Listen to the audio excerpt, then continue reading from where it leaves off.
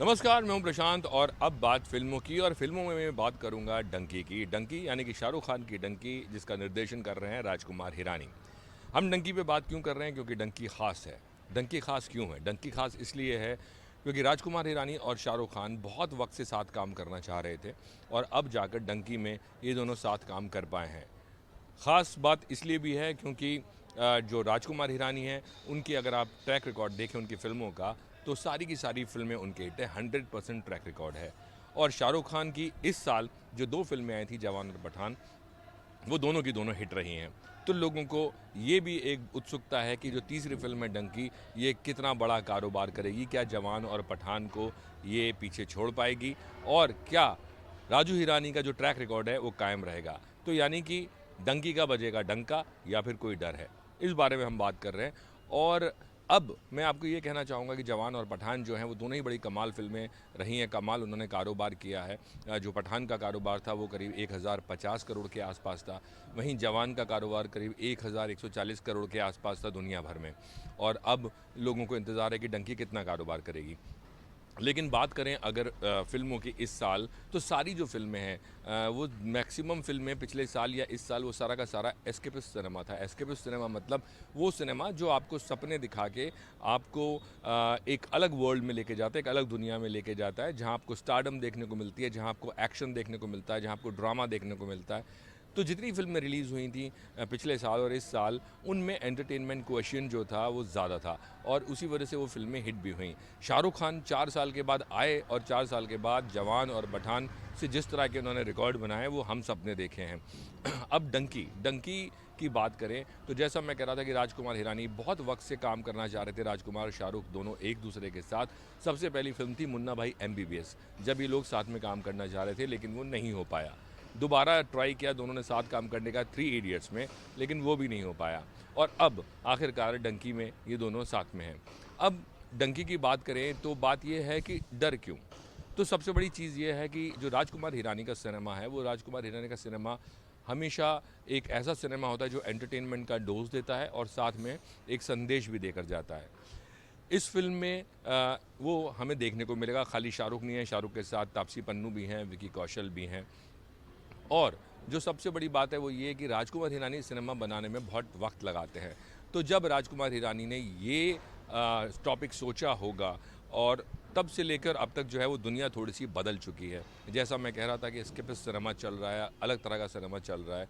तो शाहरुख को जहाँ लोगों को आदत पड़ चुकी है शाहरुख के एक्शन हीरो के जो अवतार है उसकी और जिस तरह का स्टाइलिश और स्टारडम उन्होंने इन 2 फ़िल्मों में दिखाया है, क्या उस तरह का स्टारडम या स्टारडम तो है, उस तरह का स्टाइलिश जो उनका अवतार है वो डंकी में देखने को मिलेगा, पहली चीज़। दूसरी चीज़ ये है कि जो फ़िल्म है डंकी, इसमें अगर मैसेज, संदेश, एंटरटेनमेंट ज़ाहिर सी बात है क्योंकि राजू हिरानी की फ़िल्म है तो होगा ही होगा।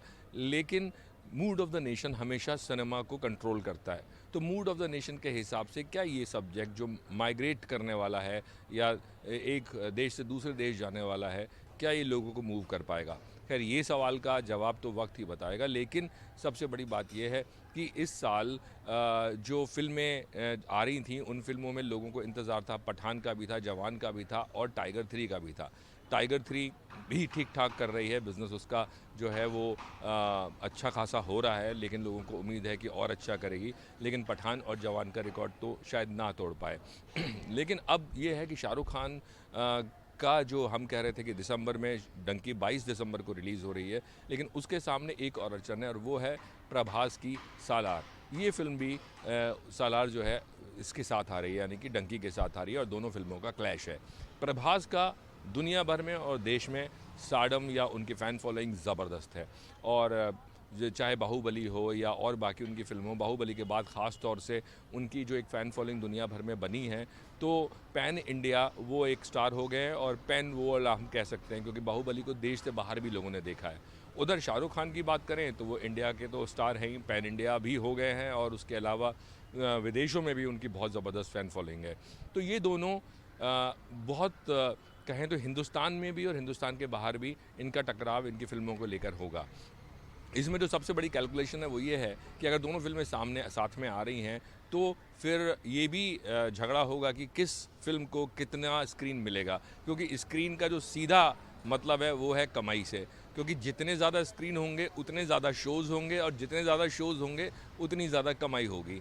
तो ये देखने वाली बात रहेगी कि किस फिल्म को कितना कितनी स्क्रीन्स मिलती हैं और कितने शोज़ मिलते हैं देश में और देश से बाहर। अगर हम बात करें जवान और पठान की या फिर टाइगर की, तो जो जवान थी उसको करीब 8,500 स्क्रीन्स पर रिलीज़ किया गया था और पठान और टाइगर एक था टाइगर 3 को करीब 9,000 स्क्रीन्स में रिलीज़ किया गया है। हालांकि जो डंकी है वो कितने स्क्रीन्स पर होगी, जैसा मैं कह रहा था कि सालार के साथ भिड़ंत है, तो सालार को कितनी स्क्रीन मिलेंगी, इसको कितनी स्क्रीन मिलेंगी और किस तरह का कलेक्शन होगा वो तो वक्त बताएगा। लेकिन हाँ, ये ज़रूर कहा जा सकता है कि दोनों फिल्में आमने सामने हैं तो स्क्रीन्स का प्रॉब्लम होगा।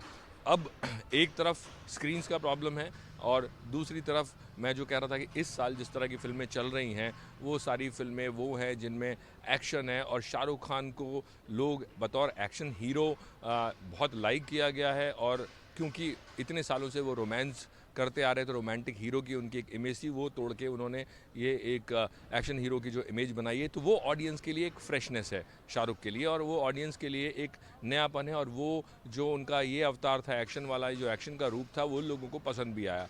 अब ये जो मैं कह रहा था कि आदत जो है दो फिल्मों को देख के उनके स्टाइलिश और उनके एक्शन की आदत पड़ चुकी है। अब जब डंकी आएगी तो क्या डंकी में दर्शक जो हैं वो उनको वापस से वहीं उनकी एक्सपेक्टेशन ना हो जो उनकी जवान और पठान में थी, और अगर बहुत ही ज़्यादा हट के वो उस तरह का उनका किरदार होता है या फिल्म जो है वो उस तरह की नहीं होती है जिसमें दर्शकों को उनका वही अवतार या रूप देखने को पसंद आए, तो एक डर की बात हो सकती है। तो कहने का मतलब ये है कि ये बात बहुत ही जाहिर है कि राजू हिरानी और शाहरुख खान साथ में आ रहे हैं तो लोगों को उत्सुकता है, फिल्म इंडस्ट्री को उत्सुकता है और लोगों को उम्मीद है कि ये जो फ़िल्म है ये शायद जवान और पठान का रिकॉर्ड भी तोड़ेगी। मगर जो बातें मैंने सामने रखी हैं जिनसे जो दर्शकों का मुझे लेके डर है कि भाई दर्शकों को क्या पसंद आएगा क्या पसंद नहीं आएगा, क्योंकि कोविड के बाद से जो दर्शक हैं उनका मूड पहचानना बड़ा मुश्किल है और जो मूड उनका देखा गया है वो देखा गया है कि जो सिनेमा है वो अलग ही तरह का सिनेमा है जो चला है और ये जो सिनेमा है ये थोड़ा सा मीनिंगफुल सिनेमा है। तो क्या दर्शक इस फिल्म को पसंद करेंगे, और पसंद करेंगे तो क्या जो रिकॉर्ड है जवान और पठान का, शाहरुख अपने ही दोनों फिल्मों के रिकॉर्ड तोड़ेंगे, तो ये हमें देखने वाली बात होगी और ये 22 दिसंबर तक हमें पता लगेगा जब फिल्म रिलीज़ होगी। लेकिन उसके अलावा एक और भी चीज़ है, वो ये है कि 22 दिसंबर को 22 दिसंबर को डंकी रिलीज़ है और फिर 26 जनवरी के आसपास फिर एक और बड़ी फिल्म है जो है 26 जनवरी के आसपास रिलीज़ होगी, वो है फाइटर। और फाइटर जो है उसमें ऋतिक रोशन, अनिल कपूर, दीपिका पादुकोण है। तो जो 22 दिसंबर के बाद कोई और बड़ी फिल्म जो है वो नहीं आएगी डंकी के सामने। तो करीब एक महीने का हम बोल सकते हैं, एक महीने के और 2-4 दिन आगे पीछे लगा लें तो उनको एक महीने का ओपन विंडो मिलेगा जहाँ पे फिल्म व्यापार कर सकती है, जो कि फ़िल्म के लिए अच्छी बात है। क्योंकि अक्सर जब किसी फ़िल्म के सामने कोई फ़िल्म आ जाती है और कोई बड़ी फ़िल्म या अच्छी फ़िल्म आ जाती है तो ये भी एक डर होता है कि जो नई फ़िल्म है दर्शकों का रुझान उस नई फ़िल्म की तरफ हो जाता है और दर्शक वो नई फ़िल्म देखने की तरफ जाने लगते हैं। तो ये एक फ़ायदा डंकी को मिलेगा कि कोई और फ़िल्म बड़ी नहीं रिलीज़ हो रही है उस वक्त में। जनरली दिसंबर में एंड में कोई बड़ी फ़िल्में या बड़ी फ़िल्में ना दिसंबर में और ना जनवरी के पहले दूसरे हफ्ते में ज़्यादातर बड़ी फ़िल्में रिलीज़ नहीं होती हैं। ये एक चलन रहा है हिंदी सिनेमा का। तो ये तो वक्त ही बताएगा कि डंकी किस तरह का बिज़नेस करेगी, लोगों को कितना पसंद आएगी। लेकिन फ़िलहाल हम ये कह सकते हैं कि डंकी को लेके डंका भी है, डंका भी बज रहा है। शाहरुख का जो स्टारडम है वो तो है ही है, पूरे साल छाया रहा है, लेकिन थोड़ा सा डर भी है। मुंबई से प्रशांत सिसोदिया, एनडीटीवी इंडिया के लिए।